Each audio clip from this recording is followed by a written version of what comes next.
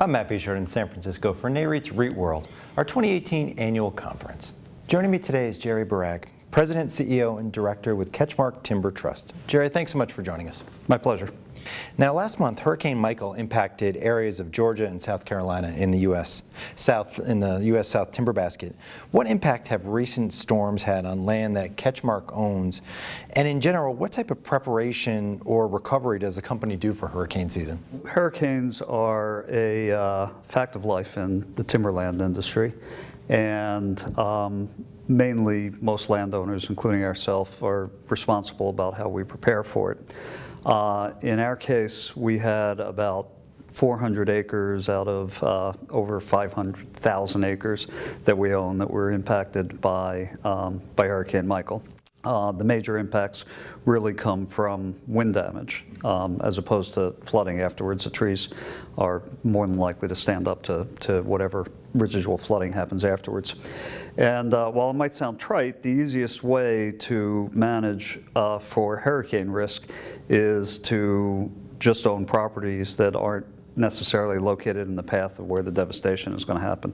So in our case, most of the impact from a hurricane on timberland happens within 15 to 25 miles of the coast when the winds are the strongest as they come on shore. And then they abate pretty rapidly and the trees themselves are able to withstand them. And so that's 90% of how you manage against hurricane risk in timberland. Now, when developed properly, sustainable forest practices can protect both the environment and company investors. Can you talk about CatchMark's commitment to conscientious forest management?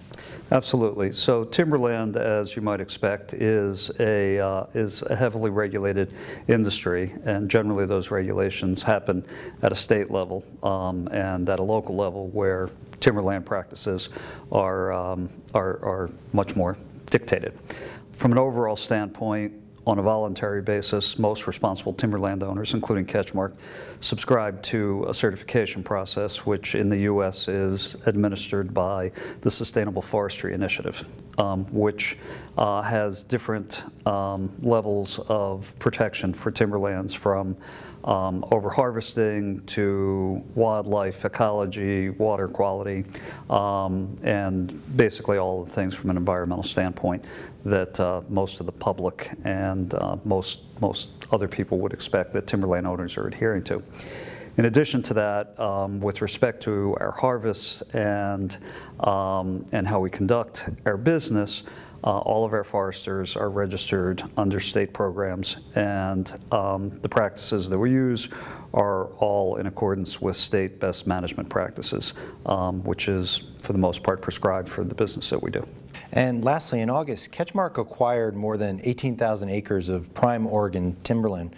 Can you explain what this expansion into the Pacific Northwest means for the strategic future of the company? Sure. So in the U.S., and we are a U.S. domiciled and U.S.-only timberland owner, there are really only two major operating regions: the U.S. South, where we've conducted all of our operations since the IPO 5 years ago, and the Pacific Northwest, which is the other major operating area. So this marks our first entrance into the Pacific Northwest, which is a different kind of forestry, but really isn't executed or conducted much differently than the U.S. South. But it does provide diversification benefits from a geographic location, as well as a cash flow and customer concentration. And so we think overall it's beneficial. We expect that we will grow it over time, and it will just become a natural part of our business. Great. Jerry, thank you so much for joining us. My pleasure. For more from REIT World 2018, be sure to visit NAREIT's website, REIT.com.